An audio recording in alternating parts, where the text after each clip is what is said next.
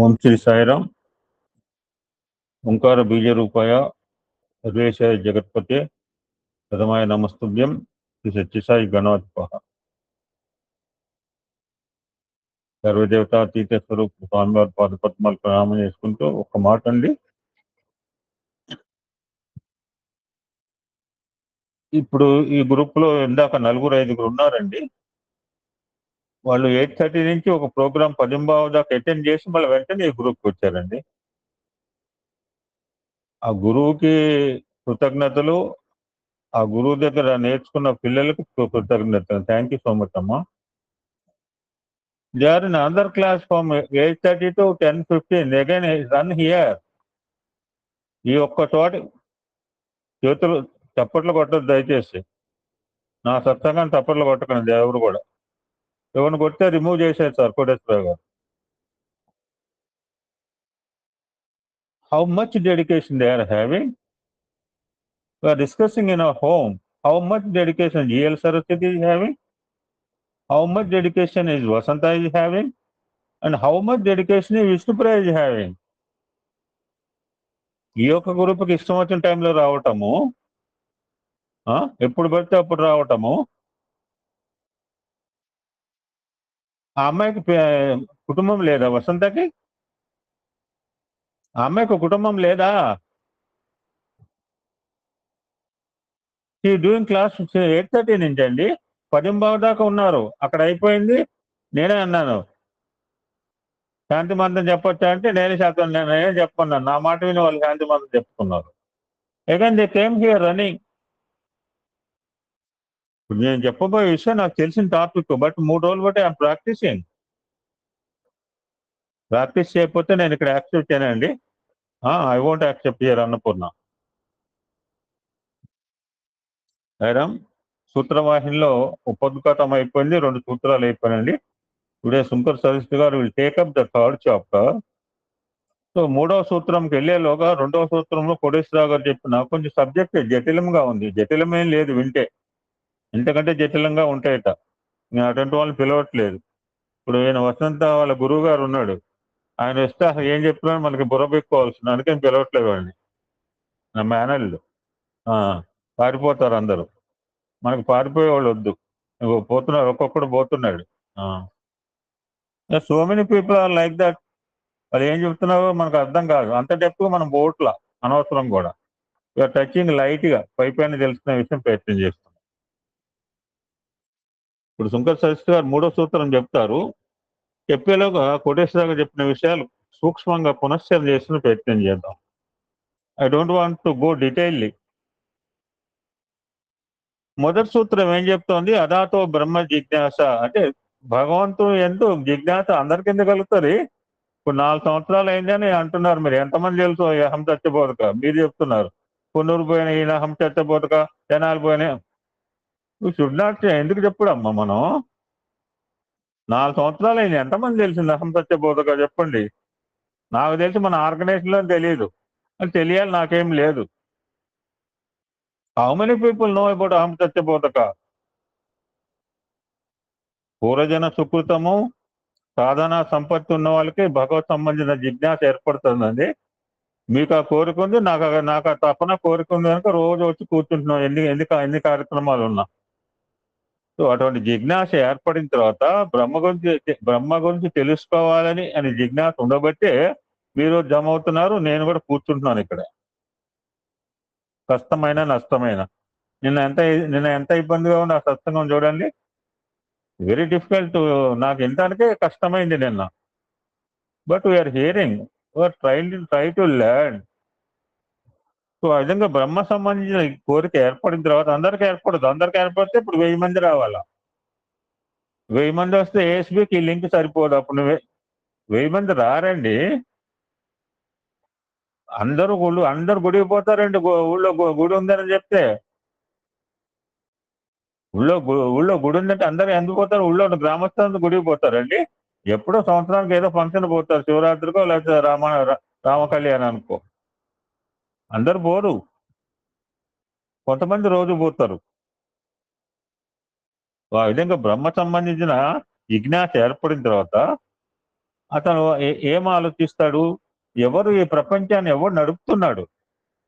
ఒక కుటుంబాన్ని నడపాలంటే ఒకడు కావాలా, ఒక ఊరుని నడపాలంటే ఒకడు కావాలా, ఒక ఒక జిల్లాని నడపాలంటే ఒకడు కావాలా, ఒక రాష్ట్రాన్ని నడపాలంటే ఒకడు కావాలా, ఒక దేశాన్ని నడపాలంటే ఒకడు కావాలా. వీళ్ళంతా కూడా పరిమిత శక్తులు గలవాళ్ళు. ఇటువంటి ఎంటైర్ యూనివర్స్ నడపాలంటే ఒకడు కావాలా వద్దా? ఎవడు కాపాడుతున్నాడండి భూమిని? ఎవరు చెప్తున్నారు సూర్యచంద్రాదులు రోజు వాళ్ళ డ్యూటీ చేయమని చెప్పి? ఎవరు చెప్తున్నారు నవగ్రహాలు వాటి యొక్క రోడ్డు మీద పోతే బస్సు గుద్దుకుంటే 2 లారీలు గుద్దుకుంటే ఎక్కడ గుద్దుకోవడమే, పైన గ్రహాలు గుద్దుకోకుండా ఎలా నడుపుతున్నారండి? అదృశ్యమైన శక్తి వీటన్నిటిని నడుపుతోంది. ఎవరైనా ఆయన గురించి తెలుసుకోవడమే. ఆయన సృష్టి స్థితి లయకారకుడు. ఒక్కొక్కరు ఒక్క రకం చెప్తారు. ఆయన బ్రహ్మ అంటాడు, ఒకడు విష్ణు అంటాడు, లేకపోతే మాయ అంటాడు. సార్ చెప్పాడు రకరకాలుగా ఆయన పేర్లు పెట్టారు. ఎవరైనా అనుకోండి, నిన్న సార్ చెప్పారు ఆదిశంకరాచార్యులు వచ్చేటప్పుడు 6 రకాల సిద్ధాంతాలు అంట. ఒకడేమో విష్ణువే దేవుడు అంటాడట, ఒకడేమో శివుడే దేవుడు అంటాడట, లేదు అమ్మవారు, ఎవడి గుళ్ళు వాడికి సెపరేట్. అటువంటి పరిస్థితులు ఆదిశంకరాచార్యులు వచ్చి 6 తలకాయల వాళ్ళని ఒక తలకాయ కింద చేసి అద్వైత సిద్ధాంతం పెట్టాడండి. చూడండి ఇప్పుడు వస్తుంది ఈవిడ రోజు ఇదే పని 11:30 ప్రాంతంలో, మాకేం పని లేనట్టుగా. From tomorrow onwards don't admit anybody after 11. నాకు 10 మంది చాలు. సో అటువంటి బ్రహ్మ జిజ్ఞాస వచ్చిన దాని పూర్తి సృష్టికారకుడు ఎవడు పెంచుతున్నాడు, ఎవడు లయకారకుడు అని తెలుసుకోవటమే జన్మాదస్యత. దీన్ని విడగొట్టారు చక్కగా. జన్మ, ఆది, అస్య, యత. దేర్ ఆర్ 4 వర్డ్స్ కలిపితే జన్మాద్యస్య యత. జన్మ ప్లస్ ఆది ప్లస్ అస్య ప్లస్ యత. ఎవరా బ్రహ్మ అని చెప్పేది ఈ సూత్రం అండి. బ్రహ్మ గురించి జిజ్ఞాస ఏర్పడటం మొదటిదైతే హూ ఇస్ దట్ బ్రహ్మన్ అని చెప్పేది ఈ సూత్రము. అస్య అంటే ఈ జగత్తుకు, జన్మ అంటే ఉత్పత్తి, ఆది అంటే స్థితి ప్రళయములు. సార్ బాగా చెప్పాడు, లయము ప్రళయం ఒకడు కలిస్తే లయము, మొత్తం బ్లాక్ హోల్లోకి వెళ్ళిపోతే దట్స్ కాల్డ్ ప్రళయం. ఆ వైట్ హోల్ నుంచి ఏ విధంగా సృష్టి మొత్తం ఒక ఆయన సంకల్పం వచ్చిందో, ఏదో రోజు అనుకుంటాడు వీళ్ళకి అనవసరం, వీళ్ళకి అన్ని ఇచ్చాము, వీళ్ళకి ఇచ్చిన దాన్ని సక్రమంగా వాడుకోవట్లేదు, I want to take back అనుకున్నాడు అనుకోండి, మొత్తం చుట్టుకుని మొత్తం బ్లాక్ హోల్లోకి వెళ్ళిపోతాం. ఏదో ఒక రోజు ఖచ్చితంగా వెళ్ళిపోతాం. ఒకటి పోతే లయం అంటారు. ఈ సమస్త యూనివర్స్ కనుక ఆయనలో కలిసిపోతే కాదు ప్రళయం అన్నాడు. బాగా చెప్పారు కోటేశ్వర గారు. సో లయం అంటే ప్రళయం తేడా అది అనమాట. సో ఆది అస్య అంటే ఈ జగత్తుకు జన్మ ఉత్పత్తి, ఆది అంటే స్థితి ప్రళయములు. యత దేని వల్ల కలుగును? ఈ జగత్తుకు ఉత్పత్తి, స్థితి, ప్రళయములు దేని వల్ల కలుగును? That is Brahman. ఇది సూత్రం అండి. జన్మ ప్లస్ ఆది ప్లస్ అస్య ప్లస్ యత అంటే ఇది. దేని వలన ఈ జగత్తుకు జన్మ, స్థితి, ప్రళయంలో కలుగుతున్నావో దట్ ఈస్ కాల్ బ్రహ్మన్. ఈ సమస్త జగత్తుకు ఆధారభూతమైంది ఒక సంపూర్ణమైన టోటాలిటీ ఉన్న పరిపూర్ణ పరతత్వమే ఆధారం, base. It's not dynamic, it's random. It's not random, it's dynamic, it's systematic procedure. ఒకటి చేతిలో రేఖలు ఇంకోటితో సంబంధం లేదు. ఒక కుటుంబంలో 5 ఉంటే 5 రకాల రేఖలు ఉంటాయి. ఇప్పుడు చేతిగా ఎవడు హూ విల్ డిజైన్, ఎవడు ఏ శాస్త్రవేత్త డిజైన్ చేస్తాడండి? దట్స్ కాల్ బ్రహ్మం. బ్రహ్మం మా కంటికి కనిపించదా అంటే కనిపించదు. ఎలా కనపడుతుంది? మార్పు చెందిన రూపనామాలతో అనేకంగా జగత్తులో కనిపిస్తుంది. డైరెక్ట్ గా పరబ్రహ్మతత్వం కనపట్లేదు. పంచభూతాలని పరమాత్మ రూపాలే. బట్ వీఆర్ నాట్ ట్రీటింగ్ అది పంచభూత, అది పరమాత్మ. పరువులు అంటున్నాం కానీ పరువులు కాదురా పరమాత్మలని ఎన్నిసార్లు చెప్పినా వాళ్ళు పరువులేనండి, వాడు వాడేనండి, వీడే. దాని వలన సంశయం కలుగుతుంది. పరమాత్మే ప్రకృతిలో కనపడుతున్నాడు, కానీ మనం దాన్ని పరమాత్మగా భావించట్లా. సర్వకారణమైన బ్రహ్మ అంతటా ఉన్న భ్రమ చేత ప్రపంచంగా, ఆ బ్రహ్మ ఎక్కడున్నాడు? సర్వత్రా ఉన్నాడు. కానీ మనం భ్రమలో ఉండటం వల్ల ఈయన బ్రహ్మ కాదు, ఆయన దేవుడురా, వీడు దివ్యాత్మ స్వరూపులారా అని అన్న 40,000 మందిలో 39,999 మంది యాక్సెప్ట్ చేస్తారు. మనం మాత్రం అట్లా అవుతారండి. వాళ్ళైతే అవ్వచ్చు, నేను మాత్రం గాను. దిస్ కాల్ ఇల్యూషన్, భ్రమ. ఈ భ్రమ చేత ప్రపంచంగా గోచరిస్తోంది. మీరు ప్రపంచం కాదురా అంటే నేను ప్రపంచం అంటే ఏం చేస్తాడు ఆయన? కనిపించని బ్రహ్మ గూర్చి వ్యావహారికంగా వివరించేటప్పుడు సార్ చెప్పారు, ఒక్కొక్కడు ఒక రకం ఉన్నాడు. ఆయన సృష్టికర్త అన్నాడు, లోకపాలకుడు అన్నాడు, ఆయన దైవాన్ని ఒక ఆయన పిలుస్తున్నాడు, దాన్ని చైతన్యం అంటాడు, అదృశ్య శక్తి అంటారు, ఏదో రకరకాల పేర్లు అనమాట. ఇంకో రకంగా రెండు రెండు పదాలు చెప్పుకుంటాం, ఒక కార్యము కారణం. ఎందుకు నడుపుతున్నాం అంటే ఈ కార్యం ఎందుకు చేస్తున్నాం, కారణం ఉంది, మనకు తెలియదు. We don't know the reason why we are doing సత్సంగా. ఆ పరమాత్మకైతే తెలుసు వీఆర్ డూయింగ్ కార్యము. ఆ కార్యానికి ఒక కారణం ఉంది. ఆ కారణం అనేది ఐనాబాద్, two side of the coin. ఆ కారణ వస్తు దైవము, కార్యవస్తు జగత్తు అని భావిస్తారు కొంతమంది. ఎప్పుడైతే సార్ ఒక మాట చెప్పారు, రెండు రెండు కలిపిగా ఉన్నాయి, నేను విడిగా చెప్పాను. విషయ అది ఏ సందో తెలియదు, మరి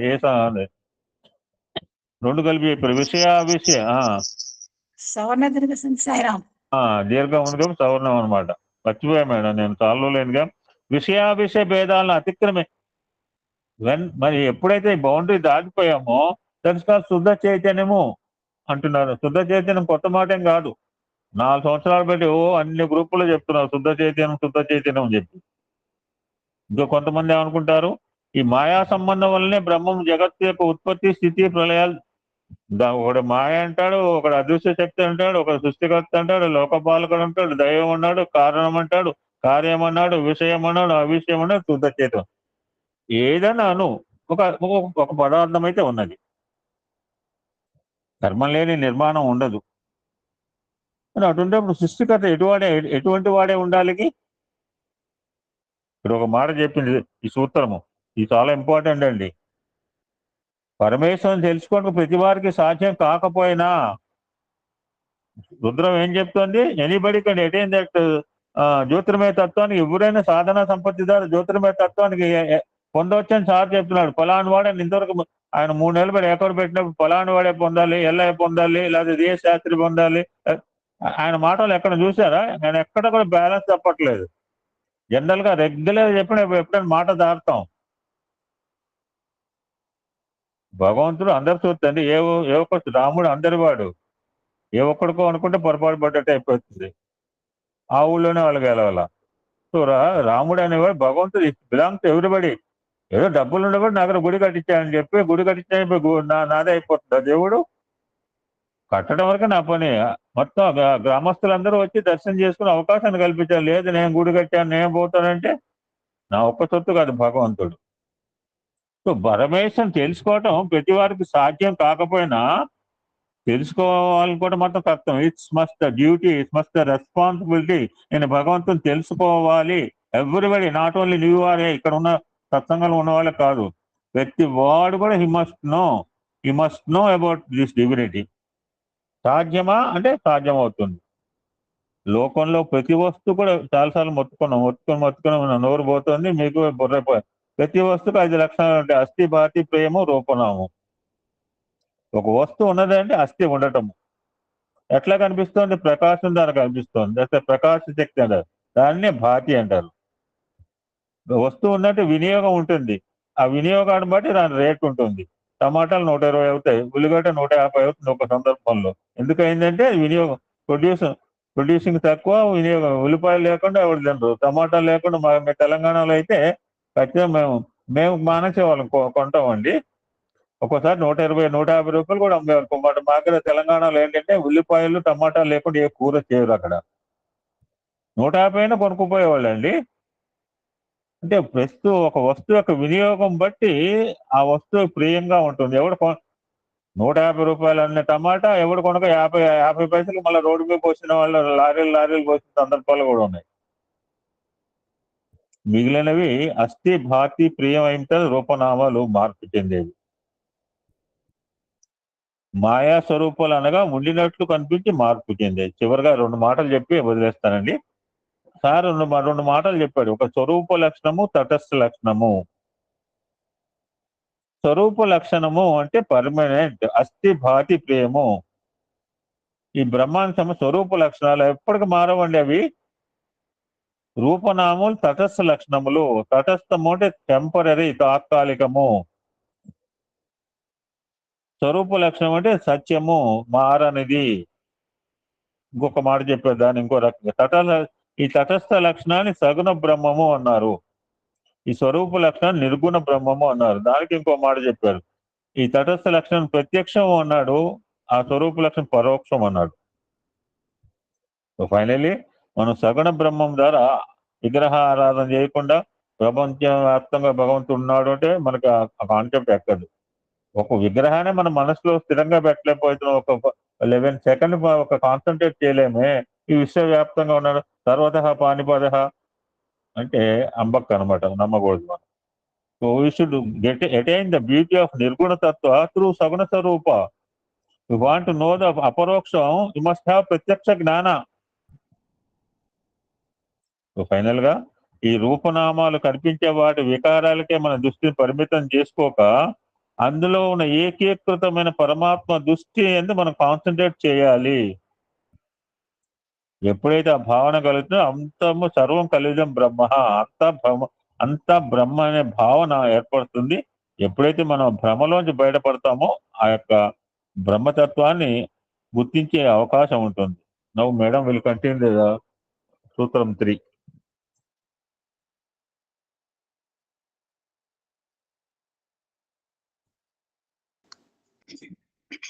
ఓం శ్రీ సాయిరాం. సర్వదేవతాతీత స్వరూపులు భగవాన్ శ్రీ సత్యసాయి బాబా వారి దివ్య చరణారవిందములకు శిరస్సు వంచి నమస్కరించుకుంటూ, పుణ్య దంపతులైనటువంటి గురు గారు వారి పత్నికి సునమస్సులు తెలియచేసుకుంటూ, ఏఎస్బి నిర్వాహకులు నిత్య చదువరి, నిత్య ప్రసంగికులు వారు ఈ 3వ సూత్రం విశ్లేషించే అవకాశాన్ని నాకు ప్రసాదించినందుకు, అంతేకాకుండా 2వ సూత్రమును మరియు మొదటి సూత్రమును కూడా పునశ్చరణ చేసే నా బాధ్యత తీసుకున్నందుకు వారికి కృతజ్ఞతలు తెలియజేసుకుంటున్నానండి. నా సహశ్రోతలకందరికీ కూడా సాయిరాం సాయిరాం. ఇక 3వ సూత్రం ఏమిటంటే శాస్త్రయోనిత్వాత్, అంటే శాస్త్రము నుండే అన్నీ పుట్టినవే అని అర్థం. అసలు శాస్త్రము అంటే ఏమిటి అంటే జస్ట్ 2 మాటలు చెప్పి నేను తర్వాత సబ్జెక్ట్లోకి వెళ్ళిపోతానండి. శాస్త్రముకి వేదానికి తేడా లేదు, 2 ఒకటే అని తెలియజేస్తున్నారు స్వామివారు. శాస్త్రం అంటే శాసించినది. ఈ శాస్త్రం ఏం చేస్తుందంటే అజ్ఞాత జ్ఞాపకము, అంటే మనకి తెలియకుండా ఉండేటువంటి విషయాన్ని జ్ఞాపకం చేస్తుంది, అగోచరంగా ఉన్నటువంటి సత్యాన్ని జ్ఞాపకం చేస్తుంది, ఎరుకపరుస్తుంది, తెలియచేస్తుంది ఈ శాస్త్రము. మానవునికి జీవితమును నియమ నిబద్ధన అనరించి కాపాడేది శాస్త్రమే, పాలించేది కూడా శాస్త్రమే. శాస్త్ర సమ్మతంగా మనం ఏ పని చేసినా విజయం తథ్యం. కానీ దురదృష్టవశాత్తు ప్రస్తుతము ఆహార విహార వివాహ విషయాల్లో శాస్త్రాలను మనం పాటించటం లేదు. కాబట్టి ప్రస్తుత దౌర్బల్య స్థితికి ఈ శాస్త్రాల్ని వదిలేసి దూరంగా వెళ్ళిపోవడం ఒక కారణం. ఎన్నో కారణాలు, అందులో అదొక కారణం అని నాకు అనిపిస్తుంది. సాయిరాం. ఇక మూడవ అంశం ఏమిటంటే స్వామి చెప్పిన సూత్రం శాస్త్రయోనిత్వాత్. ఈ సూత్రంలో స్వామివారు నా విశ్లేషణ ప్రకారము 10 అంశాల గురించి మనకి తెలియచేస్తున్నారు. ఒకసారి అంశాలు ఏమిటనేటువంటి విషయం తెలుసుకుంటే మనకు సబ్జెక్ట్ కొంచెం బాగా అర్థం అవుతుంది అనేటువంటి ఉద్దేశంతో నేను ఈ 10 అంశాల గురించి ముందే మీ ముందు పెట్టదలుచుకున్నాను. ఒకటి ఏమిటంటే శాస్త్రం దాన్ని నిర్వచిస్తున్నారు స్వామి.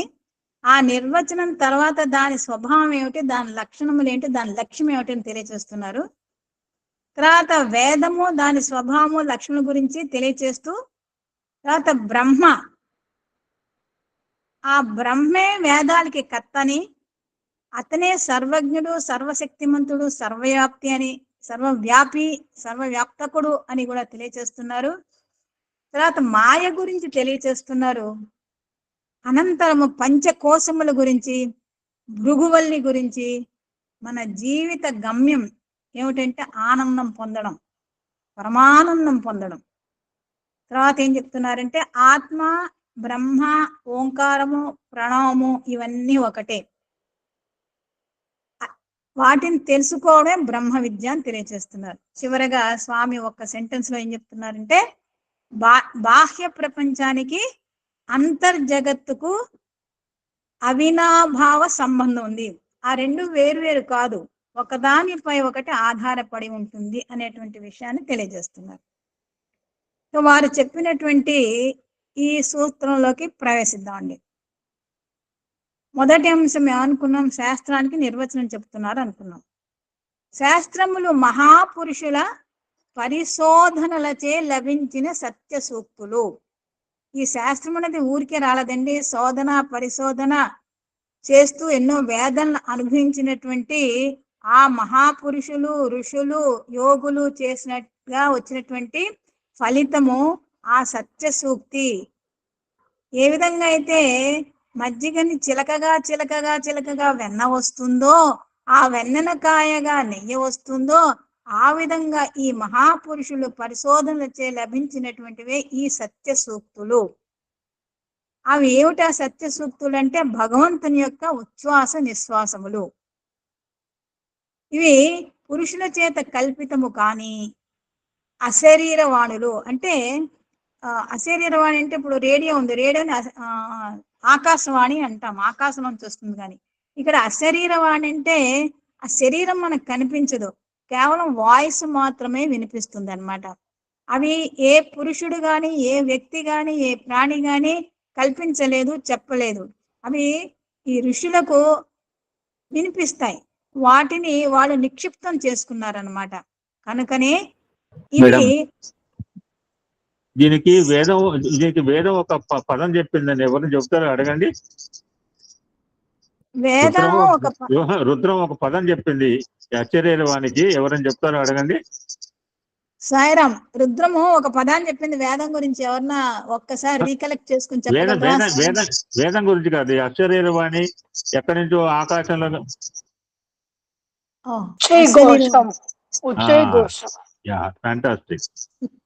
నిన్న చెప్పారు సాయిరాం.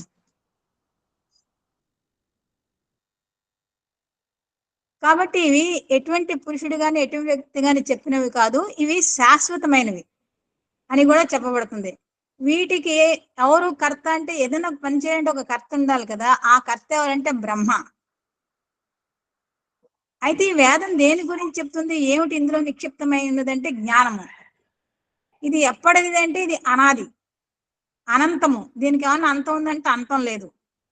అనంతో వై వేద, ఇది శబ్ద స్వరూపమైనది. ఇది కేవలము భావమును ఆశ్రయించి మాత్రమే ఉండున్నది కనుక అద్భుతమైనది కూడా అని అందురు. ఈ వేదం శబ్దమే కాదండి, భావాన్ని కూడా ఆశ్రయించుంటుంది అనమాట. భావం లేకపోతే ఆ శబ్దానికి అర్థమే ఉండదు. ప్రతి శబ్దానికి ఒక అర్థం ఉంటుంది అనమాట. కాబట్టి ఇది చాలా అద్భుతమైనది, ఉత్కృష్టమైనది అని మనం చెప్పుకోవచ్చు. ఇట్టి వేదములకు కర్త అయిన వాడొకటచే బ్రహ్మ సర్వజ్ఞుడనియు, దీన్ని రూపొందించిన వాడు, కర్త అయినటువంటి వాడు బ్రహ్మ. ఈ బ్రహ్మకి అన్ని తెలుసు కాబట్టి జ్ఞానం, వేదం అంటే జ్ఞానం కదా. అటువంటి జ్ఞానాన్నే మనకి వేద రూపంలో చెప్పినటువంటి బ్రహ్మ ఎవరయ్యా అంటే ఆయన సర్వజ్ఞుడు, అన్ని తెలిసినవాడు, సర్వశక్తిమంతుడు, అతనిలో లేని శక్తి అంటూ లేదు, సర్వవ్యాపకుడు, అంతటా ఉన్నటువంటి వాడు అని బ్రహ్మ గురించి కూడా స్వామివారు మనకి ఇక్కడ తెలియజేస్తున్నారు. తర్వాత శాస్త్రయోనిత్వాత్ అను సూత్రము బ్రహ్మను తెలుసుకొనుటకు వేదము కారణమనియు. అయితే ఈ వేదాన్ని రూపొందించింది బ్రహ్మ. అయితే ఆ బ్రహ్మ ఎవరు అని తెలుసుకోవాలానికి మళ్ళీ మనకి వేదమే ఆధారం అన్నమాట. వేదము ద్వారానే బ్రహ్మమును తెలుసుకొనగలమనియు, సర్వవేదముల చేత బ్రహ్మ వేద్యమవుతాడనియు అర్థమును వివరించుచున్నది. వేదాలను రూపొందించేటువంటి కర్త బ్రహ్మ, ఆ కర్తని తెలుసుకోవడానికి మనకి వేదాలే ఆధారము అనేటువంటి విషయం మనం అర్థం చేసుకోవాలి. అంటే బ్రహ్మ తెలుసుకోవాలంటే బ్రహ్మ విద్య అవసరం. ఈ బ్రహ్మ విద్య అంటే నథింగ్ బట్ వేదం అన్నమాట. ఎందుకంటే అది రూపొందించబడింది బ్రహ్మ కాబట్టి బ్రహ్మను తెలుసుకోవాలంటే వేదం మనకి ఆధారం అన్నమాట. ఇంతేకాక దేనికి శాస్త్రము ప్రమాణము అదే బ్రహ్మనియు, బ్రహ్మమే వేదమునకు ప్రమాణమునకు కారణమనియు అర్థములున్నవి. అంటే ఇక్కడ స్వామి మనకి శాస్త్రమే బ్రహ్మ, బ్రహ్మయే వేదము, మూడు అవినాభావ సంబంధం కలిగినవి, తర్వాత మూడు ఒకటే అనేటువంటి నిర్ణయానికి మనం రావచ్చు. ఎందుకంటే మూడు కూడా అంటే బ్రహ్మే శాస్త్ర ప్రమాణము. దేనికి ప్రమాణం శాస్త్ర అంటే బ్రహ్మకు, ఆ బ్రహ్మ వేదమునకు ప్రమాణమునకు కారణమని అర్థములను. సర్వజ్ఞుడు తప్ప ఇతరులెవ్వరు వేదమునకు కారణం కాజాలని తెలుపుతున్నది. అన్ని తెలిసిన వాడే వేదాన్ని ఏంటి వాక్కు ద్వారా వినిపించగలిగాడు అనమాట. ఏమీ తెలియకపోతే ఎట్లా చెప్తారు, ఏమీ చెప్పలేరు. కాబట్టి ఈ సర్వజ్ఞుడు, సర్వ జ్ఞానము కలిగినటువంటి వాడు, సర్వాంతర్యామి, సర్వవ్యాపకుడు అయినటువంటి ఆ బ్రహ్మే వేదాన్ని రూపొందించారు. బ్రహ్మ జ్ఞానమునకు శాస్త్రమే కారణమని కూడా అర్థము తెలుపుతున్నది. తిప్పి తిప్పి స్వామి అదే చెప్తున్నారు, మనకి పలు విధాలుగా తెలియచేస్తున్నారు. బ్రహ్మను అర్థం చేసుకోవడానికి వేదం కావాలా, వేదమే శాస్త్రము, శాస్త్రమే వేదము, ఈ శాస్త్రం కారణం అనమాట మనం బ్రహ్మను అర్థం చేసుకోవాలనేటువంటి విషయాన్ని తెలియచేస్తున్నారు. మూడింటి వైపు తిప్పుతున్నారు స్వామి. మానవుని జీవితాన్ని నియమబద్ధం ఉనరించి కాపాడునది లేక పాలించినదిగా కూడా తెలుపుతుంది. అయితే శాస్త్రం అంటే ఏమిటంటే మన జీవితాన్ని నియమబద్ధం చేస్తుంది. ఎలా బ్రతకాలి, ఎలా ఆహారం తీసుకోవాలి, ఎలా ఇతరులతో సంబంధ బాంధవ్యాలు కలిగి ఉండాలి, ఏ విధంగా చదువు, ప్రతి విషయం కూడా శాస్త్రంలో చెప్పబడిందండి. కాకపోతే మనం ఆ శాస్త్రంలో ఉటంకించినటువంటి విషయాల్ని మనం సరిగా పాటించడం లేదు.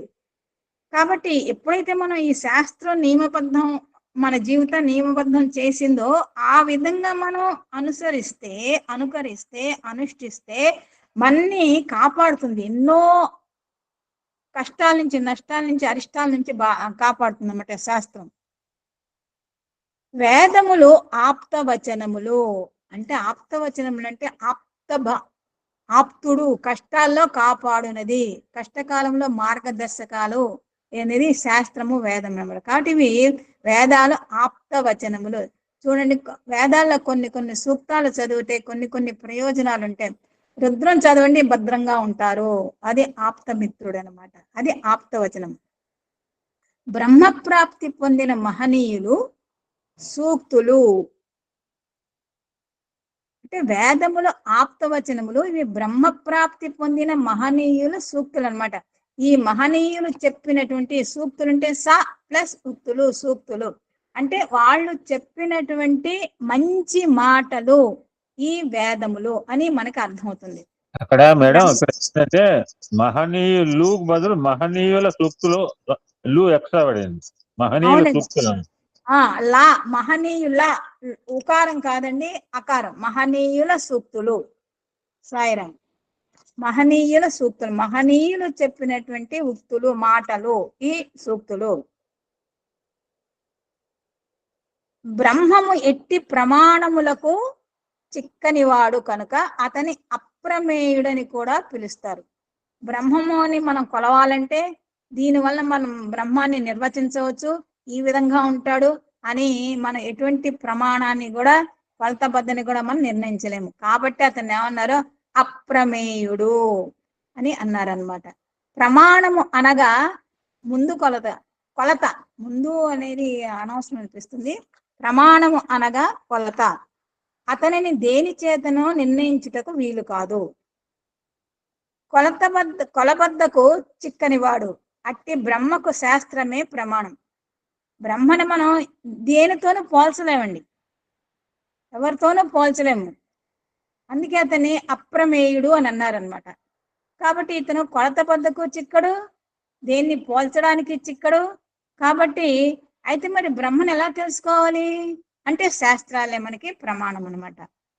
ఇక్కడ ప్రత్యక్ష అనుమాన ప్రమాణములు బ్రహ్మను నిరూపించజాలవు. అంటే ఇక్కడ ప్రత్యక్ష అనుమాన ప్రమాణములు అంటే ఇప్పుడు ఇందాక మనం తెలుసుకున్నాం కదా, బ్రహ్మ ఎవరంటే సర్వజ్ఞుడు, సర్వవ్యాపి అని. అయితే భగవంతుడు సర్వవ్యాప మనకి ఎట్లా తెలుస్తుంది? ఆయన సర్వజ్ఞుడు ఎట్లా తెలుస్తుంది అని అంటే, స్వామివారు ఒక దృష్టాంతాన్ని సనాతన సారథిలో ప్రచురించడం జరిగిందండి. అది బి మోహన్ రావు గారు 1960 ప్రాంతంలో పొందినటువంటి అనుభవం అండి. అది మీ ముందు ఉంచుతున్నాను. ఏంటంటే ఇది అనుమాన ప్రమాణం బ్రహ్మం నిరూపించజాలవు. మనకు ఎప్పుడైతే అనుమానం ఉంటుందో ఆ బ్రహ్మం ఉన్నాడా లేదా, భగవంతుడు సర్వవ్యాప కాడా అనేటువంటి డౌట్స్ వస్తూనే ఉంటాయి అన్నమాట. సో డౌటింగ్ థామస్ లాగా ఉంటూనే ఉంటాం. కాబట్టి ఆ అనుమానాలు తీర్చడానికి మనకి ఎటువంటి ప్రమాణం అంటే శాస్త్రమే ప్రమాణం అన్నమాట. శాస్త్రం అంటే విస్మరణమైన దానిని స్మరణకు తెచ్చినది అని అర్థం. మనం ఏదైతే మర్చిపోతే దాన్ని తీసుకొస్తుంది. ఇక్కడ ఒక ఇన్సిడెంట్ అండి, జరిగిన విషయం స్వామిది. స్వామి భక్తుడు ఎవరంటే బి మోహన్ రావు గారు అడుగుతారనమాట, స్వామి మీరు సర్వాంతర్యామిని సర్వవ్యాపిని అంటారు కదా, అది అసలు నాకు ఎలా తెలుస్తుంది అని అడుగుతాడు. అప్పుడు స్వామి ఏమంటారంటే, నాయనా అది ఇప్పుడు నువ్వు తెలుసుకోవడం సాధ్యం కాదు, నేను సర్వంతర్యామినని నేను నిరూపిస్తాను నీకు చాలా అని అడుగుతారనమాట. సరే స్వామి, ఆ మాత్రం నిరూపించేటువంటి విషయాన్ని నాకు సెలవియండి స్వామి అని అంటారు. అప్పుడు ఇదంతా ఎక్కడ జరిగిందంటే ఇంటర్వ్యూ రూమ్ లో జరిగిందండి. అప్పుడు స్వామి చెప్తారనమాట, 4 నెలల క్రితం ఒక రోజున చాలా హోరుగా వర్షం కురుస్తుంది. ఈ మోహన్ రావు గారు రోజు ఏం చేస్తారంటే భజన చేస్తారు. భజనకి రోజు ఒక పూలవాడిని ఏమంటారు వాడుకగా పెట్టుకుంటే అతను దండలు కట్టి తీసుకొస్తాడనమాట. కానీ ఆ రోజు ఏ రోజైతే భజన చేద్దాం అనుకుంటున్నారో ఆ రోజు వర్షం కుంభవృష్టిగా కురుస్తుంది అనమాట. అప్పుడు స్వామి ఫోటోకి అలంకరించడానికి పూలే రాలేదు. అప్పుడు ఈ ఈ మోహన్ రావు గారు వాళ్ళు చాలా తపన పడిపోతున్నారు అనమాట. ఇంట్లోంచి బయట నుంచి ఇంట్లోకి తిరుగుతున్నారు. ఎక్కడి నుంచి వస్తాయి, ఎలాగొస్తాయి, పొలవడం మాత్రం ఎలా వస్తాడు ఇంత వానలా అని అనుకుంటగా, అప్పుడు వర్షంలో అన్నమాట, అంత హోర్మున వర్షంలో కూడా సైకిల్ మీద వచ్చి వీళ్ళకి పూలు తెచ్చి ఇచ్చారనమాట. అప్పుడు ఇంటర్వ్యూలో అడుగుతారు స్వామి, అంత వర్షంలో కూడా సైకిల్ మీద వచ్చి మీకు పూలు తెచ్చి ఇచ్చినది ఎవరు అనుకున్నావు? నేనే. చాలా నాయనా నీకు ఇది, నేను సర్వంతర్యామినని తెలుసుకోవడానికి అని అన్నారనమాట. అంటే మనం ఎప్పుడైనా దేని గురించి అయినా సరే బాధపడుతుంటే ఆ స్వామి వచ్చి మనకి అయితే ఏదో ఒక రూపంలో కానీ, రూపం లేకుండా అంటే మనకు కనపడకుండా కూడా వారు ఆ పనిని, ఆ కార్యక్రమాన్ని, ఆ కార్యాన్ని చేయిస్తారనమాట. తర్వాత అతను ఆలోచించాడు. ఏం ఆలోచించి తెలుసుకున్నాడంటే, రోజు సైకిల్ మీద వచ్చేటువంటి వ్యక్తి కాదు. ఒకసారి గతంలోకి వెళ్ళాడు అనమాట. రీల్ 4 నెలలకి వెనక్కి వెళ్ళింది. రోజు వచ్చే సైకిల్ మీద వచ్చేవాడు కాదు. పోను రోజు తెచ్చే పూలంటే అవి కావు, ఇవి ప్రత్యేకంగా ఉన్నాయి. అతను ప్రత్యేకంగా ఉంది. టైం అయిపోతుందంటే గబగబా తీసుకొచ్చి ఇచ్చాడు, ఆవేదన తగ్గించాడు. కాబట్టి ఆ సైకిల్ మీద వచ్చిన ఇదిగో నాయన మీకు పూలు ఇచ్చి వెళ్ళిపోతున్నా అని చెప్పి వెళ్ళిపోయాడు అనమాట. సో రెగ్యులర్ గా ఇచ్చేటువంటి పూలవాడు కాదు.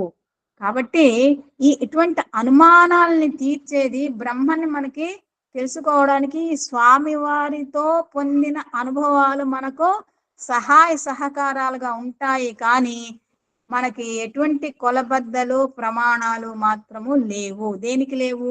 భగవంతుడు సర్వవ్యాప కాదా అనేటువంటి అనుమానాన్ని తీర్చుకోవడానికి. తర్వాత బ్రహ్మ ప్రతి మానవుని స్వరూపమై ఉన్నాడు. బ్రహ్మనేవాడు ఎక్కడో లేడు, ప్రతి మానవుడు కూడా బ్రహ్మ స్వరూపమే అని చెప్తున్నారు స్వామి. ప్రతి మానవుని శాస్త్రము అంటే మనల్ని శాస్త్రం శాసిస్తుంది అనమాట.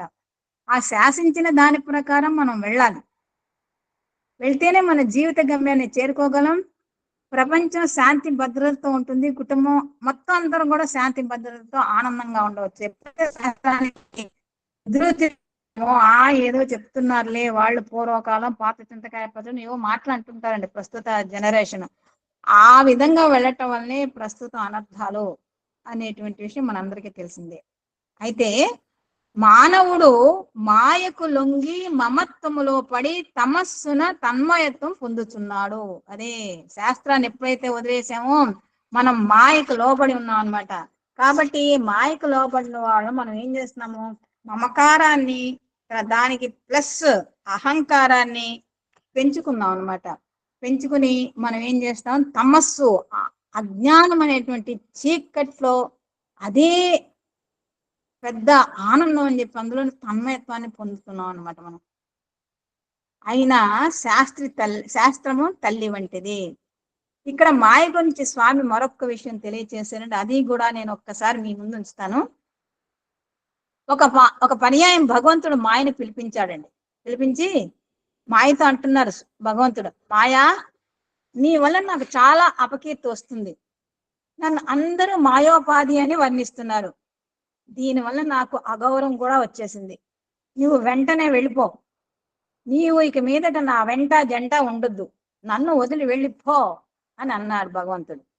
అప్పుడు మాయ వినయంగా వినయ విధేయతలతో చేతులు కట్టుకుని ఇట్లా అంటుంది, ఏమనంటే, ఓ దేవా, మీ ఆజ్ఞ నేను తప్పక శిరసా వహిస్తాను, కానీ మీరు లేని స్థానం ఎక్కడో చెప్పితే అక్కడికి వెళ్ళిపోతాను అని అంది మాయ.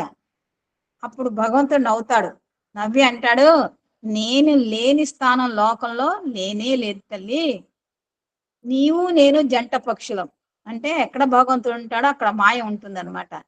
కేవలం నీ నుండి ఈ విషయం వినాలని చెప్పి నిన్ను ఈ ప్రశ్నించాను అని అంటాడనమాట. అంటే మాయ అంటే ఏమిటంటే దేహాత్మ భావమే మాయ, అదే అజ్ఞానానికి మూలం. అయితే ఈ మాయను జయించడం ఎలాగంటే దైవము యొక్క అనుగ్రహం వల్లనే మనం దీనిని సాధించవచ్చు. మనలో బ్రహ్మత్వము, బ్రహ్మతత్వము, దివ్యత్వం ఉన్నాయి, అవి మనం తెలుసుకోవాలి అనేటువంటి విషయాన్ని స్వామివారు ఈ చిన్ని ఉపమానం ద్వారా మనకి తెలియచేస్తున్నారు. చిన్ని ఉపమానమైనా చాలా పెద్ద అర్థం ఉందండి అందులో. అయితే శాస్త్రాన్ని మనం ఉల్లంఘిస్తున్నా కూడా శాస్త్రము తల్లి లాంటిది. చూడండి, ఒక్కొక్కసారి తల్లిని ఇచ్చి కాదు నువ్వు పో అని అంటాడు పిల్లలు, చిన్ని పిల్లలు, నాకు నువ్వు వద్దు నేను వెళ్ళిపోతాను అంటారు తల్లి ఏదైనా ఇవ్వకపోతే. కానీ ఆ తల్లి వదులుతుందా? వదలదు, పట్టుకుంటుంది అనమాట. ఆ పిల్లాడు వెనకాతలే వెళ్ళి తీసుకొస్తుంది. సో అటువంటి మమకారము, ప్రేమ కలిగినటువంటి ఆ తల్లి వంటిది శాస్త్రము. కనుక అతను విడువక, ఇప్పుడు మనం అనుకున్నా కదా, వెంటపడి అతన్ని ఉద్ధరించవాలని తలంచి లక్ష్యంను స్మరింపజేస్తుంది. అగమ్య గోచరమైన, అప్రమాణమైన, అనిర్వచనీయమైన పరబ్రహ్మను తెలుపుటకు శాస్త్రము కారణమైనదొకట చేత శాస్త్రయోనిత్వాత్ అని నిరూపించుతున్నది ఈ సూత్రము. ఈ సూత్రానికి అర్థం ఇక్కడ మనకి స్వామి తెలియచేస్తున్నారు. మనల్ని ఉద్ధరించడానికి, మనకి తెలియని దాన్ని తెలియచేయడానికి ఈ శాస్త్రం తల్లిలాగా మన వెంట పడుతుంది అనమాట. ఆ పరబ్రహ్మ అనిర్వచనీయుడు కాబట్టి అతన్ని తెలుసుకోవాలి అంటే శాస్త్రమే మనకి ఆధారం. అందుకే శాస్త్రయోనిత్వాత్ అనేటువంటి సూత్రం మనకి ఈ విషయాన్ని తెలియచేస్తుంది. అయితే ఈ శాస్త్రం ఎటువంటిది అంటే శాస్త్రము అనంతము. మనకి ఇక్కడ భరద్వాజ ఋషి యొక్క కథ కూడా మనం జ్ఞప్తికి తెచ్చుకోవచ్చండి.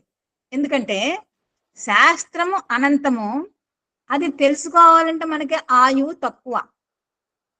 విజ్ఞానము అనంతము, ఎక్కడైతే విజ్ఞానం అక్కడ సందేహాలు కూడా బోలుడని సంఖ్యాతీతం, లెక్కకు మిక్కుటం.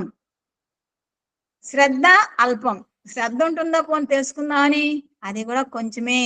కనుక అన్నింటినీ తెలుసుకున్న ఎవరి తరము కాదు. అదే కదండి భరద్వాజుడు అన్ని చదవాలి, తెలుసుకోవాలని యజ్ఞం చేస్తాడు కథ మనకు తెలుసు కదా, ఆ విషయం తెలుసు కదా, అదన్నమాట. సో ఎవరి తరం కాదు. సముద్రంను పూర్తిగా గ్రోలి రుచి చెప్పడం. సముద్రంలో నీటి ఎట్లా ఉంటాయంటే అంతా మనం తాగలేము. ఒక పురుషుడి నీళ్లు కూడా తాగలేం, ఎందుకంటే ఉప్పుగా ఉంటుంది. కానీ ఒక్క చుక్క వేసుకుంటే చాలు, ఒక బిందు రుచి చూస్తే సముద్రం యొక్క రుచి మనకి తెలుస్తుంది అనమాట. అదే విధంగా శాస్త్రంను పూర్తిగా తెలుసుకున్నట అసాధ్యము. కనుక అందులోని ప్రధాన సారమును అర్థము చేసుకుని గ్రహించి ఆచరించుటకు ప్రయత్నించిన చాలును. అంటే శాస్త్రం చాలా అనంతము. ఆ అనంతమైనటువంటి శాస్త్రము, నిగూఢమైనటువంటి శాస్త్రము, ఎంతో లోతు కలిగినటువంటి ఈ శాస్త్రం అర్థం చేసుకోవడానికి మనకు ఆయువు తక్కువ, అంత జ్ఞానము లేదు, తెలుసుకోవాలని శ్రద్ధ ఉండదు. కాబట్టి అందులో కొన్ని విషయాలు మాత్రమే మనం తెలుసుకోవడానికి ప్రయత్నం చేస్తే చాలు. అదే దైవ చింతన అని స్వామివారు తెలియజేస్తున్నారు. దీనికి ఉదాహరణగా స్వామివారు మనకి ప్రహ్లాదుని యొక్క చరిత్రలో కొన్ని అంశాలను తెలియజేస్తున్నారు. అంటే ప్రహ్లాదుడు తండ్రి అయినటువంటి హిరణ్యకశిపునకు ఏం చెప్పాడంటే, నాయనా ప్రహ్లాద, నీవు చదివినది నాకు వినిపించి నన్ను ఆనందపరచుము అని అన్నాడు తండ్రి. అంతేకాకుండా కుమారుని ముద్దు పెట్టుకుని అడిగినప్పుడు ఆ కుమారుడు ఏం చెప్తున్నాడంటే, నేను చదువులలో ఉండేటువంటి మర్మాన్ని అంతా కూడా చదివేశాను తండ్రి అని అన్నాడు. అయితే తండ్రి అంటాడు, అయితే ఆ చదువుల్లో మర్మం ఏమిటి, అందులో రహస్యం ఏమిటి, అందులో డీప్గా ఉన్నటువంటి విషయం ఏమిటి చెప్పు నాయనా అని తండ్రి అడుగుతాడు. అప్పుడు ప్రహ్లాదుడు చెప్తాడు, తండ్రి, సర్వమును వెలిగింపజేయువాడు, సర్వమును సృష్టించినవాడు, పోషించినవాడు, కడకు తనలోనే చేర్చుకొనివాడు ఒక్కడే. ఇందాక మన గురువు గారు చెప్పారు కదా, సృష్టి స్థితి లయకారకుడు ఒక్కడే అని ప్రహ్లాదుడు తెలియజేస్తున్నాడు. అట్టి నారాయణి, ఈ మూడు కార్యాలు చేసినటువంటి నారాయణను చింతించి అనుభవించుటే నిజమైన సార్థకత. మన జన్మ సార్థకత ఏమిటంటే నారాయణుని గురించి, పరమాత్మని గురించి, బ్రహ్మ గురించి, ప్రత్యక్ష నారాయణ గురించి ఆలోచిస్తూ స్మరిస్తూ అనుభవించడమే నిజమైనటువంటి జీవితానికి సార్థకత అని నారాయణ నామాన్ని ఉచ్చరించాడు మన ప్రహ్లాదుడు. అంతటితో ఊరుకున్నాడా? లేదు. లేకుండా ఇంకేమని చెప్పాడు, తండ్రి, లోకాలన్నీ నువ్వు జయించావు, కానీ నీ ఇంద్రియములను స్వాధీనం నందు ఉంచుకొనలేదు. నువ్వు లోకాలన్నీ జయించావు నాన్నగారు, కానీ నీ ఇంద్రియాలకి మాత్రం నువ్వు కట్టుబడే ఉన్నావు. కాబట్టి ఇంద్రియలోలుడైనటువంటి నీవు నారాయణుని యొక్క అనుగ్రహం ఏ విధంగా వస్తుంది, ఏ విధంగా చిక్కుతుంది అని ప్రశ్నిస్తాడు. ప్రశ్నించి ఇంకా ఏం చెప్తున్నాడంటే, ఈ లౌకిక విద్యలన్నీ మాయా విద్యలు, బ్రహ్మ విద్యనే నిజమైన విద్య. ఇప్పుడు మనం ఎన్నో సబ్జెక్ట్స్ చదువుకుంటూ ఉంటాము, డిగ్రీలు పిహెచ్డీలు పొందుతూనే ఉంటాము, ఉద్యోగాలు చేస్తూ ఉంటాం. ఇవన్నీ కూడా లౌకిక జీవితానికి సంబంధించిన జీవనోపాధికి మాత్రమే, కానీ జీవితానికి కాదు. జీవితానికి కావాల్సింది బ్రహ్మ విద్య, అదే నిజమైన విద్య అని ప్రహ్లాదుడు తెలియచేశాడు తండ్రికి. ఇక్కడ స్వామి తర్వాత మనకి పంచకోశాల గురించి చెప్తారనమాట. పురుషుడు అన్నసారమే, ఏతావాత మానవ శరీరము అన్నమయం కాదు. అయితే మన అన్నం ద్వారా పుట్టాం కానీ అయితే మన శరీరం అన్నమయమా అంటే కాదు. ఇక్కడ మనకి 5 షీట్స్ అంటే 5 కోశాలు ఉన్నాయి. 5 కోశాల గురించి స్వామి తెలియజేస్తున్నారు. దానినే వర్ణుడు భృగువు జరిగినటువంటి సంభాషణ గురించి కూడా మనకి ఇక్కడ తెలియజేస్తున్నారు స్వామి. అంటే మానవ శరీరం అన్నమయం కాదు అని భృగువు తెలుసుకుంటాడు స్టెప్ బై స్టెప్. అన్నము స్థూలమైన స్థానము నిజమే, దానికంటే సూక్ష్మమైనది ఒకటి ఉంది. అన్నము స్థూలమైన, మన శరీరానికి కావాల్సింది అన్నమే, అది స్థూల శరీరానికి ఎంతో ఉపయోగం. కానీ దానికంటే కూడా చాలా సూక్ష్మమైనది ఇంకొకటి ఉంది, అదేమిటంటే ప్రాణము. దానికంటే సూక్ష్మమైనది మనసు. వీటి గురించి స్టెప్ బై స్టెప్ మనకి భృగు తెలియచేస్తాడండి కింద పారాగ్రాఫ్ లో. అందుకే నేను దీన్ని ఊరికి చదివేసి వదిలిపెట్టేస్తాను. మనసు కంటే సూక్ష్మమైనది జ్ఞానము, జ్ఞానము కంటే మరింత సూక్ష్మమైనది ఆనందము.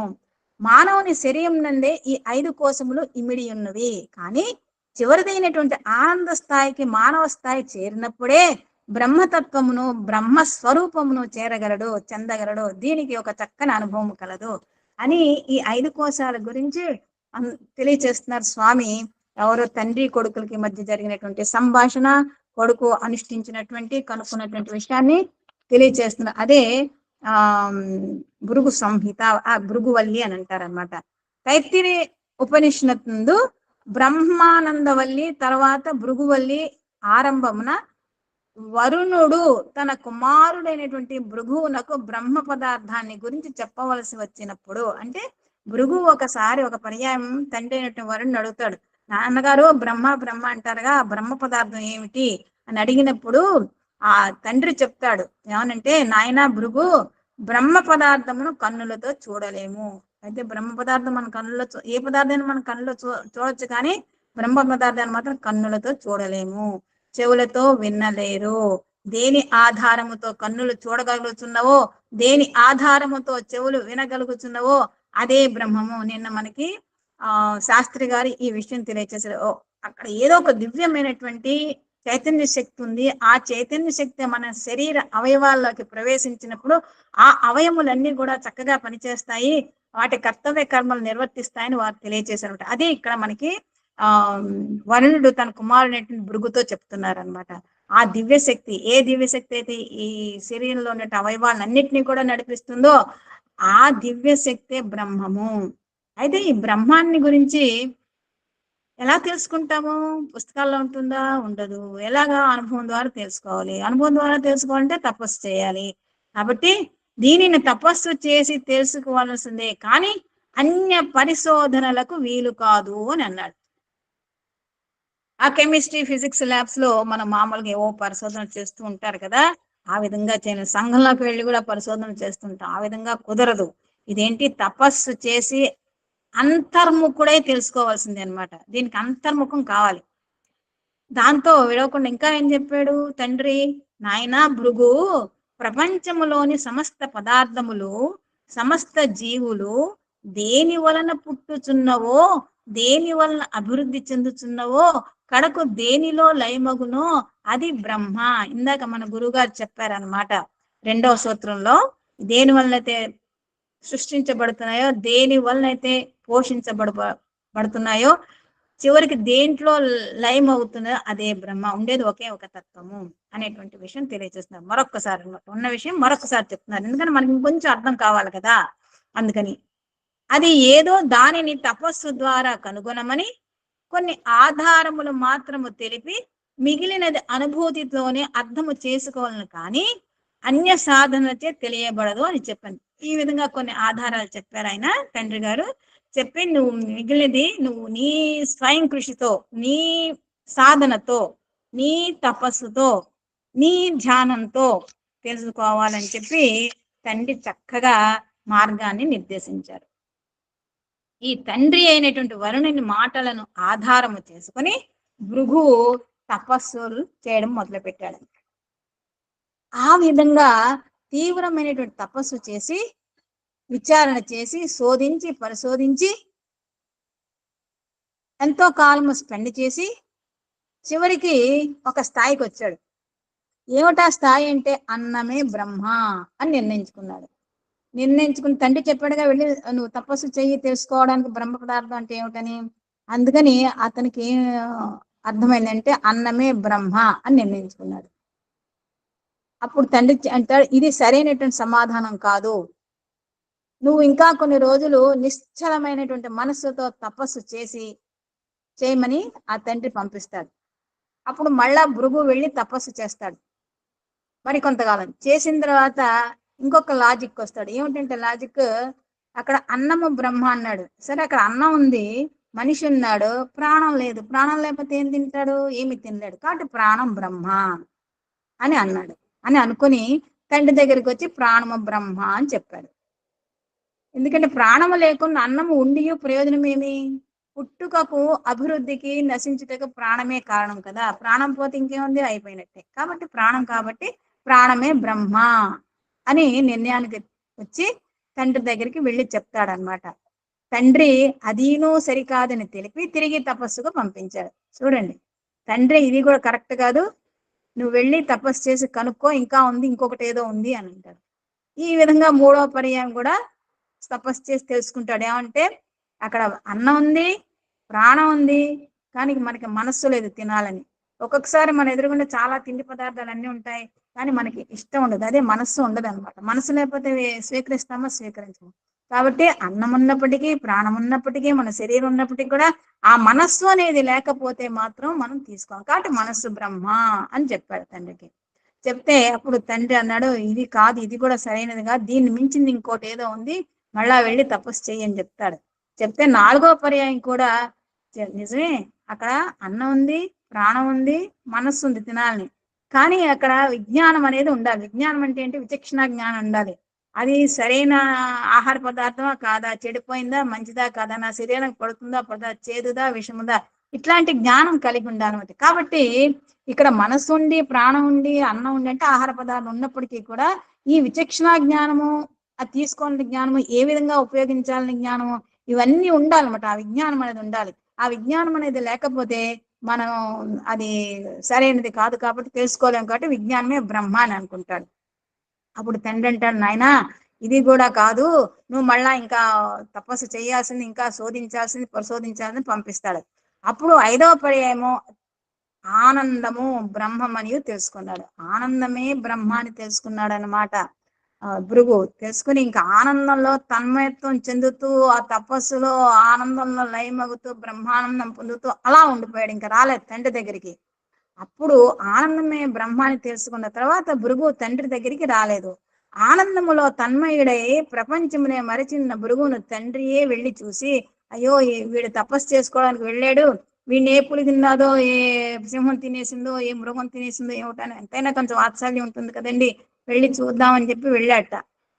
వెళ్ళి చూసేసరికి ఆ తండ్రి చూసేసరికి కుమారుడు ఆనందంలో తన్మయత్వం చెందాడు. అసలు అసలు ఏం జరుగుతుందో తెలుసుకోని స్థితిలో ఉన్నాడు అనమాట. నాయనా, అప్పుడు తండ్రి అంటాడు, నాయనా ఇప్పుడు నీవు బ్రహ్మను కనుగొన్నావు, బ్రహ్మమును చేరితివి, ధన్యుడవు. ఇదే బ్రహ్మ నాయనా. ఈ పరమానందం ఎందులో అయితే నువ్వు లీనమైపోయి తన్మయత్వం చెంది మొత్తం ప్రపంచాన్ని మర్చిపోయావో అదే బ్రహ్మ. నువ్వు బ్రహ్మాన్ని చేరుకున్నావు, నువ్వు చాలా అదృష్టవంతుడు, ధన్యుడవు, నీ జీవితం ధన్యమైంది నాయనా అని కుమారుని వర్ణిస్తాడు. కాబట్టి మానవుడు ముందు అన్నజీవి అయినా కడకు ఆనంద జీవిగా మారుతాడు. ఇవన్నీ స్టెప్స్ దాటుకుంటా మనం ఆనంద జీవిగా వెళ్ళాలన్నమాట. సో మన జీవిత లక్ష్యము ఏమిటంటే ఈ ఆనంద జీవిగా మారాలన్నమాట. అది మన జీవిత లక్ష్యము. బ్రహ్మానందం పొందాలి, అదే బ్రహ్మ పదార్థాన్ని తెలుసుకోవడము. ఒక్క మానవులకే కాదు, సమస్త ప్రాణికోటికి ఆనందము అత్యవసరము. మనిషికే కాదండి, ప్రతి జీవికి, ప్రతి ప్రాణికి కూడా ఆనందం అనేది చాలా అవసరము.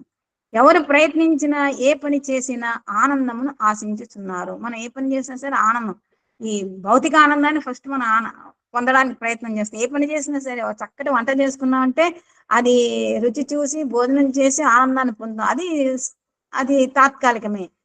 ఏదైనా మనం ఏ పని చేసినా సరే ఆనందాన్ని పొందడానికి మనం ప్రయత్నిస్తాం అన్నమాట. ఆనందం నందే పుట్టుచున్నారు, ఆనందం కోసం జీవిస్తున్నారు, ఆనందం కోసం మరణిస్తున్నారు. పుట్టి పెరిగి గిట్టుట ఆనందమే ఆధారమని తైత్తరోపనిషత్తు వివరించుతున్నది.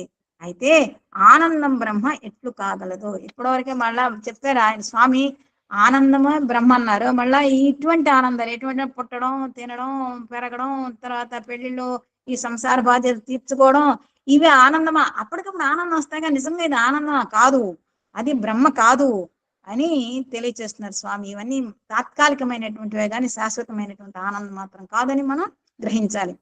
ఓం ఇది ఏక అక్షరం బ్రహ్మ అంటే ఓం అనేటువంటి ఈ ఒక్క అక్షరమే బ్రహ్మ అని తెలియజేస్తున్నారు. ఈ వాక్యాన్ని అనుసరించి ఓంకారమే బ్రహ్మ. అయితే ఇక్కడ స్వామి చెప్తున్నారు చివరి పాయింట్ లో ఏమనంటే, ఓంకారమే బ్రహ్మ, ప్రణవనాదమే బ్రహ్మ, ఈ చరాచర ప్రపంచమంతయు ప్రణవముతో నిండిండుల చేత ప్రపంచమంతయు బ్రహ్మమయము, ప్రణవమయమైనటువంటి జగత్తు బ్రహ్మమయమని చెప్పవచ్చు. ఈ ప్రపంచంతా కూడా బ్రహ్మమయమే, ప్రణవనాదంతో నిండుంది, ఓంకారంతో నిండుంది. కాబట్టి ఈ ప్రపంచం అంతా కూడా ప్రణవమయమైనటువంటి అనేది బ్రహ్మమైనది. కాబట్టి ఏంటంటే ఈ ప్రపంచానికి, బ్రహ్మకి, ఓంకారానికి కూడా అవినాభావ సంబంధం ఉందనేటువంటి కంక్లూజన్కి వస్తున్నారు స్వామి. మనకి తెలియజేస్తున్నారు, ఆయన రావడం కాదు, మనకి తెలియజేస్తున్నారు. తర్వాత అయమాత్మ బ్రహ్మ, అయాం ఆత్మ బ్రహ్మ, అయమాత్మ బ్రహ్మ అని ఆత్మతత్వము బ్రహ్మ పదార్థమే అయి ఉన్నది. సో ఆత్మ అంటే ఏమిటి? అదే బ్రహ్మ. ఆత్మకు బ్రహ్మకు ప్రణవానికి అభేదం. ఆత్మ బ్రహ్మ ప్రణవం వీటికి భేదమే లేదు. ఇవి అవినాభావ సంబంధమైనవి, వాటికి భేదం లేవు, ఒకదాని మీద ఒకటి ఆధారపడింది. ఆ మూడు ఒకటే. ఆత్మతత్వమే బ్రహ్మ పదార్థము అని అనుభవములో తెలుసుకొనటమే బ్రహ్మ విద్య. అసలు బ్రహ్మ విద్య అంటే ఆత్మతత్వమే బ్రహ్మ అని మనం తెలుసుకోవాలి. ఓంకారమే ఆత్మ అనేటువంటి ఎప్పుడైతే మనం తెలుసుకుంటామో ఈ సాధన ద్వారా అదే బ్రహ్మ విద్య అని చివరికి ఏం చెప్తున్నారంటే ఈ సూత్రంలో, బాహ్య ప్రపంచానికి అంతర్జగత్తుకు అంటే అంతర్ముఖం అయినప్పుడు అవినాభావ సంబంధం ఉందనే విషయాన్ని సూత్రము తెలియజేస్తుంది. ప్రపంచం వేరు, అంతర్జగత్తు వేరు కాదండి. బ్రహ్మ వల్లనే ఈ ప్రపంచంతా జరుగుతుంది. అది ప్రపంచంకి ఆధారము బ్రహ్మ. కాబట్టి ఈ రెండుకి కూడా సత్సంబంధం ఉన్నాయి అనేటువంటి విషయాన్ని మనకి ఈ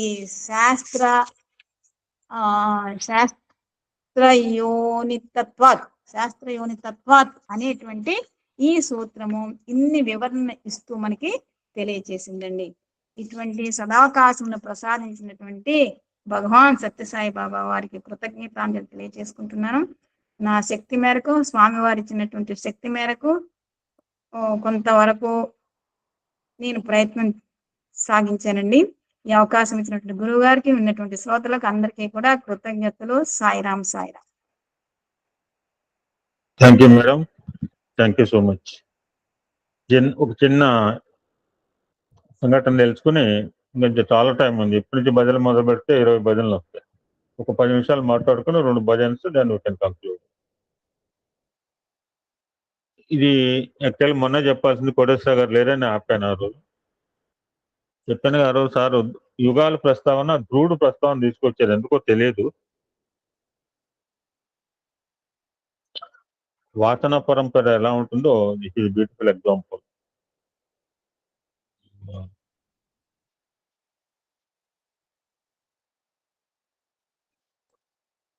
ఒక ఊర్లో ఒక గొప్ప వేద పండితుడు ఉండేవాట. ఆయనకి సకల సద్గుణ సంపన్నుడైన ఒక కుమారుడు. అతను మహావిష్ణువు యొక్క పరమ భక్తుడు. అంతేకాకుండా తల్లిదండ్రులు కూడా శ్రద్ధగా సేవలు చేసేవాడు ఆ చిన్నపిల్లాడిలాగా. ఇతనికి ఒక రాజకుమార్తో స్నేహం ఏర్పడింది. ఆ రాజకుమారుడు సౌందర్యవంతుడు, రాజభోగాలని సంపూర్ణంగా అనుభవిస్తూ వచ్చాడు. ఆ రాజకుమారునికి సన్నిహితంగా ఉండే పండితుని కొడుకు కూడా యువరాజులాగా రాబోయే జన్మలోనే ఒక రాజకుమారునిగా జన్మించి సకల వైభోగాలు పొందాలని మహావిష్ణువు ప్రార్థించేవాడు.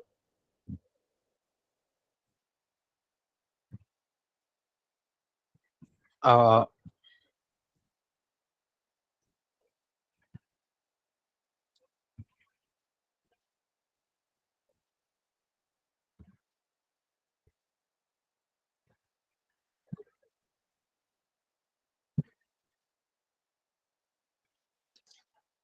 పండిత పుత్రుడే మరుజన్మలో ఉత్తానపాద మహారాజు కుమారుడు ధ్రువునిగా జన్మించాడు. So unsatisfied wants and makes man rebirth. ఈ వృత్తాంతం విష్ణు పురాణంలో ప్రథమాంశంలో 12వ అధ్యాయంలో నేరేట్ చేయబడింది. ఇప్పుడు మనం ముచ్చరించుకునే అంశం కూడా బయట చెప్పింది కాదు, ఇది విష్ణు పురాణం. అందువల్లనే ధ్రువుడు మహావిష్ణువు గురించి కఠోరమైన తపస్సు చేసినప్పుడు అతనికి ఏకంగా ఒకేసారి అతనికి ధ్రువస్థానాన్ని ముక్తును అనుగ్రహించలేదు నారాయణమూర్తి. నువ్వు వచ్చింది కోరిక ఒకటి, అడిగింది ఒకటి అన్నాడు. లేదు లేదు అన్నాడు. లేదు, నువ్వు వచ్చినప్పుడు ఒక పంతు ఒక ఆలోచనతో వచ్చావు, తపస్సు చేసింది ఒక దాని గురించి. ఇప్పుడు నేను కనపడేది ఇంకోటి అడుగుతున్నావు. జగన్నాటక సూత్రధారి కదండి. కనుక నువ్వు ముందుగా రాజ్యానికి తిరిగి వెళ్ళు, రాజ్యపాలన చేయమని మహావిష్ణువు ఆదేశించాడు. అతను పండిత పుత్రునిగా ఉన్నప్పుడు అతను కోరుకున్న రాజభోగాలను ముందుగా ప్రసాదించాడు మహావిష్ణువు. మనకి నవ్వొస్తుంది అనమాట. ఈ 3వసారి పరిపాలన అండి, వాడి రికార్డు బ్రేక్ చేశాడండి, వీడి రికార్డు బ్రేక్ చేశాడని అంటున్నారు. ఈ ధ్రువుడు 36,000 సంవత్సరాలు భూలోకంలో ధర్మపాలన చేశాడట. బయట మన ఊహలకే అందరు కదండి. ఈ రూల్ ఫర్ 36,000 years. అంటే మనం అనుకున్న కాలం చూడండి ఎంతో. మరి పిదప ధ్రువస్థానాన్ని చేరి తర్వాత వైకుంఠానికి వెళ్ళాడని భాగవత పురాణం కూడా నేరేట్ చేసింది. ఇంకొక విషయం చూడండి, అంటే మనకి నాలెడ్జ్ మనకు తెలిసింది ఏం లేదు యాక్చువల్గా. దీన్ని బట్టి నాకు అర్థమైంది. ఆ భూలోకంలో రాజ్యపాలన చేసి ధ్రువస్థానానికి వెళ్ళే సమయంలో తన పుత్రునికి రాజ్యభారం అప్పగించేసి బద్రీనాథ్ వెళ్ళాట ధ్రువుడు. సో బద్రీనాథ్ క్షేత్రం ఎప్పుడుదో ఆలోచించండి. చార్ధామ యాత్ర ఎప్పుడు పెట్టారు? ఈ మధ్యనే పెట్టుండొచ్చు. అంటే చార్ధామ యాత్ర పెట్టిన తర్వాత బద్రీనాథ్ తెలిసిందా? ఆ ధ్రువుడు బద్రీనాథ్ క్షేత్రానికి వెళ్ళాడంటే మరి బద్రీనాథ్ ఎప్పుడుదో బద్రీనాథ్ క్షేత్రము ఏ కాలం నాటిదో ఆలోచించండి. రాత్రి మెసేజ్ తెల్లవారుజామున పెట్టిన బద్రీనాథ్లో ఎవడుంటాడో ఎవరైనా చదివారా? ఎనిబడి? బద్రీనాథ్ కేదార్నాథ్? బద్రీనాథ్ పెట్టినట్టున్నారు రాత్రి తెల్లవారుజామున ఒక మెసేజ్. సరే ఓకే. ఏం చదువుతారు ఇన్ని మెసేజ్లు? మా మేడం అంటోంది ఎన్ని మెసేజ్ పెడుతున్నా ఎవరు చదువుతారు అంటోంది. మీరు ఎవరు చదివిపోయి నేను చదువుకుంటా. ఇక్కడ పవిత్ర స్నానం చేసి ధ్యానంలో ఆశీనుడయ్యాడు ధ్రువుడు. అప్పుడు ఆకాశం నుంచి ఒక విమానం దిగి వచ్చింది. అందులోంచి నందన సునందన అనే ఇద్దరు దేవదూతలు ధ్రువుని వద్దకు వచ్చారు. మిమ్మల్ని ధ్రువస్థానానికి తీసుకుని వెళ్ళటానికి వచ్చాము అని వినయంగా చెప్పారు.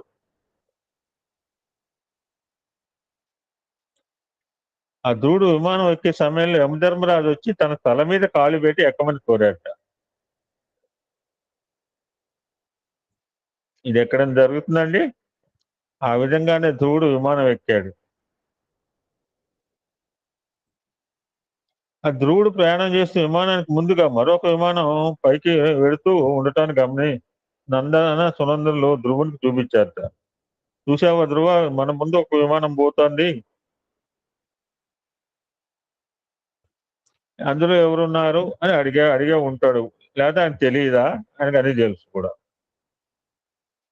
అదిగో చూడండి, మీ తల్లి సునీతి కూడా ధ్రువస్థానానికి వెడుతున్నది అని అన్నారు నంద సునందులు. తన తల్లికి ఉన్నతమైన స్థితి ఏర్పడేందుకు కూడా ధ్రువుడే కారణం. అతనే తల్లిని మహావిష్ణువు గురించి తపం ఆచరించు అని ఉపదేశించాడు.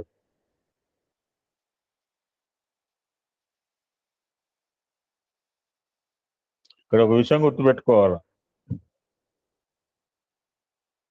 నాకెవరో స్వామి గురించి చెప్పారు, నేను స్వామి గురించి చేశాను,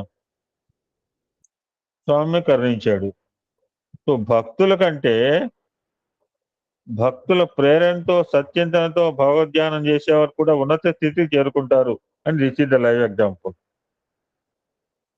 ధ్రువుడు ఎలాగ పోయేవాడు, కానీ వాళ్ళ అమ్మను కూడా తీసుకుపోయాడు. చెప్పాడు, అమ్మ నువ్వు నారాయణమూర్తి గురించి తపస్సు చేయి, ఆయన కరుణిస్తాడు, నేను తీసుకుపోతాడు విమానంలో.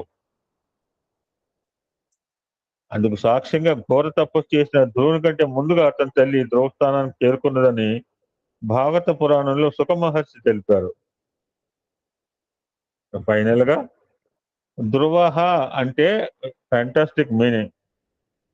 నాకేమో తెలియదు ఇంతకుముందు. ధ్రువుడు అంటే ఒక పేరు మాత్రమే తెలుసు. ధ్రువుడు అంటే ఒక నక్షత్రం. ధ్రువహ అంటే స్థిరమైనది అని అర్థం. అంటే స్థిరమైన పదవిని ధ్రువునికి అనుగ్రహించిన నారాయణుడు సదా స్థిరంగా ప్రపంచంలోని మార్పులకు అతీతంగా, ఇప్పుడు అనుకున్న సూత్రం, రెండవ సూత్రం, మూడవ సూత్రం ఎసెన్స్ ఇదే. ఏది శాశ్వతం అంటే శాస్త్ర ప్రమాణమైన వేదం శాశ్వతము, శాస్త్ర ప్రమాణం బ్రహ్మ శాశ్వతం. ఈ ధ్రువుడికే స్థిరత్వం ఇచ్చిన ఆయన మహనీయుడు ఎంత స్థిరుడై ఉండాలి. విశ్వవ్యాప్తంగా సర్వజగత్తు స్థిరంగా నిలిచేలా పాలిస్తున్నాడు ఆయన నారాయణమూర్తి. అందువల్ల నారాయణకి ధ్రువహ అని పేరు వచ్చింది. అంటే ఆ విధంగా స్థిరంగా ఉన్నందువల్లనే ఉన్నతమైన ధ్రువస్థానాన్ని ప్రసాదించగలిగాడు. మనం ఒక ఆయనకి ఇవ్వాలంటే ముందు ఆయనకి స్థిరమైన స్థానంలో ఉండాలి కదా. ఈ ధ్రువహ అనే నామమే అనంతుని 1000 ఆనందనామాల్లో 390 నామం. విష్ణు సహస్రనామాల్లో 390 ధ్రువహ. ఎవడైతే పదవుల్లో బాధపడుతున్నాడో, అట్లీస్ట్ నెక్స్ట్ 5 years తర్వాత ఆయన పదవి కావాలనుకున్న వాళ్ళు ధ్రువాయ నమః, ధ్రువాయ నమః, ధ్రువాయ నమః నిత్యం జపిస్తే వాళ్ళకి ఉన్నత పదవిలో ఉండేలా అనుగ్రహం ప్రసాదిస్తట పరమాత్మ. అటువంటి నారాయణమూర్తి యొక్క చింతనతో ఈరోజు ఈ ద ఎటర్నల్ ఫోర్స్, మూడవ సూత్రం యొక్క లక్ష్యం కూడా అదే, మూడవ సూత్రం యొక్క అర్థం కూడా అదే. ఆయన అప్రమేయుడు, అది సర్వజ్ఞుడు, సర్వాంతర్యామి, సర్వశక్తిమయుడు అని మూడవ సూత్రం రూఢం చేసింది. ఆయన యొక్క సంతోషంలో మేరలోంచి వచ్చింది శాస్త్రము, ప్రమాణము, వేదం. ఓం శాంతి శాంతి శాంతి. సమస్త లోకా సుఖినో భవంతు, లోకా సమస్త సుఖినో భవంతు. ఓం శాంతి శాంతి శాంతి. సాయిరామ్ సార్, ఆ నామం ఎన్నోదో చెప్పండి.